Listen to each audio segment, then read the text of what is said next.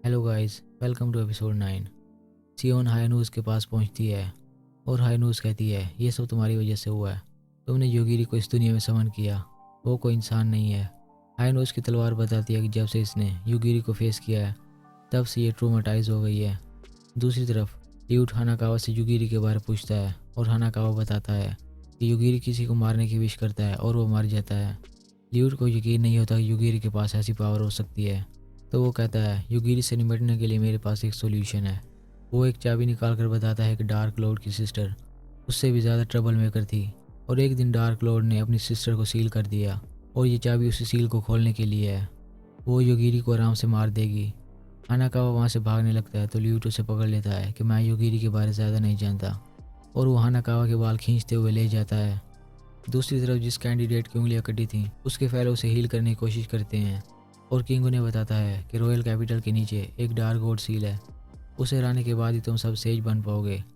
वो बताता है कि रॉयल होने की वजह से हम सेजिस की पावर को कंट्रोल कर सकते हैं।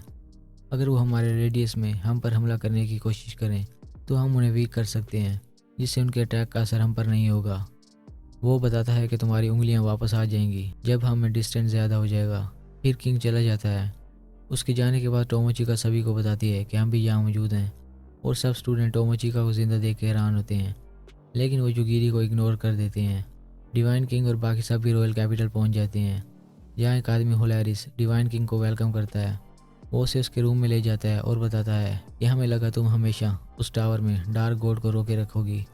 वो बताती है कि डार्क गॉड मर चुका है और मैंने सोचा नहीं था ये जगह इतनी बदल जाएगी। होलैरिस उससे सील की के बारे में पूछता है। डिवाइन किंग को उसके बारे में पता नहीं होता, तो होलैरिस को यकीन हो जाता है कि ये उसके बारे में कुछ नहीं जानती। वो एक मैजिक आइटम निकालता है जिसे यूज़ करते हुए वो डिवाइन किंग को वीक बना देता है। इसके बाद युगिरी और टोमोचिका क्लास लीडर याजाकी से मिलते हैं। वो बताता है कि तुम्हें पीछे छोड़ने के डिसीजन पर मुझे कोई अफसोस नहीं है। अगर हम फिर से ऐसी सिचुएशन में डाल दिए जाएं मैं फिर भी तुम्हें पीछे छोड़ दूंगा। फिर वहाँ एक क्लासमेट अकीनो आ जाती है जो कहती है कि हमें इस दुनिया में एक दूसरे से नहीं लड़ना चाहिए, जो हमारे पास बहुत कम एलाइज हैं। याजाकी कहता है हम इन दोनों पर ट्रस्ट नहीं कर सकते, तो अकीनो कहती है वो इसलिए कि अगर तुम्हारे साथ वही कुछ हुआ होता जो इनके साथ हुआ था तो तुम ज़रूर बदला लेते। इसके बाद वो दोनों भी क्लास ग्रुप में शामिल हो जाते हैं। युगिरी अपनी फेलोज़ के साथ एक लाउंज में बैठा होता है, जो बताते हैं कि लड़कियां फर्स्ट फ्लोर और सेकंड फ्लोर पर आज़ादी से घूम सकती हैं, लेकिन बॉयज़ को सेकंड फ्लोर पर जाने से बैन कर दिया गया है। इसके बाद वहाँ एक लड़का फुकाई आता है जो योगिरी से बात करना चाहता है। दूसरी ओर फर्स्ट फ्लोर पर एक लड़की टोमोचिका को बताती है कि लड़कों को सेकंड फ्लोर पर बैन करने की वजह 3 लड़के हैं।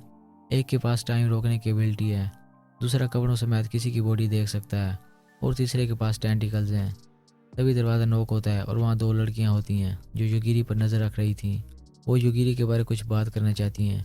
दूसरी ओर फुकाई युगिरी को लॉर्ड काकवाशी कहता है और युगिरी को रियलाइज़ हो जाता है कि ये पहले से ही मुझ पर नज़र रखे हुए है।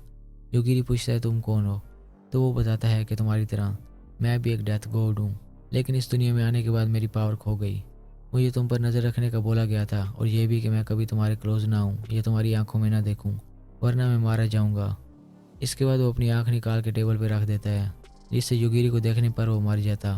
फिर वो चला जाता है।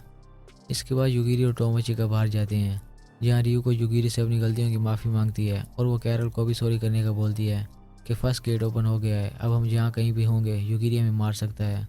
दूसरी ओर यूफीमिया अपनी बहन को ढूंढ रही होती है और एक वैम्पायर उस पर हमला कर देती है कि तुम्हें मारने के बाद मैं ओरिजिन ब्लड लाइन की न्यू हेयर बन जाऊंगी, लेकिन यूफेमिया उसे मार देती है।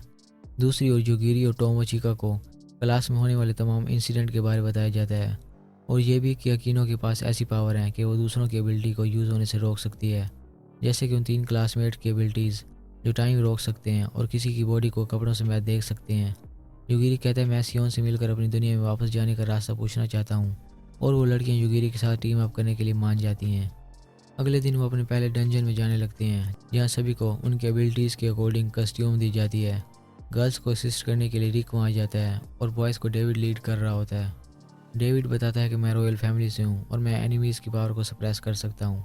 लड़ाई शुरू होती है और एक गोरिल्ला युगिरी पर हमला करता है, लेकिन युगिरी इस बार किलिंग इंटेंट यूज़ किए बिना तलवार यूज़ करते हुए उसे मार देता है, जिससे बाकी उसकी एबिलिटी से इम्प्रेस होते हैं। दूसरी ओर हानाकावा ल्यूट के साथ शहर में जाता है। ल्यूट पूछता है यहाँ कौन सा इवेंट चल रहा है जो लोग इतने खुश नज़र आ रहे हैं, तो हानाकावा उसका मजाक उड़ाता है कि तुम्हें सिटी लाइफ का नहीं पता, जबकि उसे खुद पता नहीं होता यहाँ क्या हो रहा है। तो ल्यूट कहता है डार्क लॉर्ड की सिस्टर रॉयल कैपिटल में कहीं सील होगी, हमें उसे ढूंढते रहना चाहिए। दूसरी ओर जंगल से गुजरते हुए यूफेमिया के आगे एक घोड़ा आ जाता है। वो उसे रुकने को बोलती है तो घोड़ा उसकी बात मान लेता है। तभी एक लड़की वहाँ आती है जो घोड़े को खुला छोड़ने के लिए माफ़ी मांगती है। यूफेमिया उसे एक नज़र देखती है और उसके आगे घुटने टेक देती है, बिकॉज ये लड़की लेन की कॉपी होती है जो लेन ने मरते वक्त बनाई थी। तो वो लड़की कहती है मेरा कोई नाम तो नहीं है, लेकिन आज से मेरा नाम रिसली होगा। दूसरी ओर हानाकावा और ल्यूट एक बार में जाते हैं। ल्यूट वेटरेस से इवेंट का पूछता है तो वो बताती है कि सेज कैंडिडेट अपने क्वेस्ट के लेवल 5 पर पहुंच गए हैं, इसी खुशी में ये फेस्टिवल है। तभी हानाकावा पास में बैठे अपने फेलो कैंडिडेट्स को देखता है। वो नहीं चाहता कि उसके फेलो उसे देख लें, तो ल्यूट उन पर आइडेंटिटी ब्लॉकेज यूज़ करता है जिससे वो हानाकावा को पहचान नहीं सकेंगे। इसके बाद अयाका वहाँ आ जाती है जिसे उसके आर्टिफिशियल सिस्टम ने ज़िंदा कर दिया था। वो उन फेलो उसको मारने लगती है और कोई उसे रोक नहीं पाता।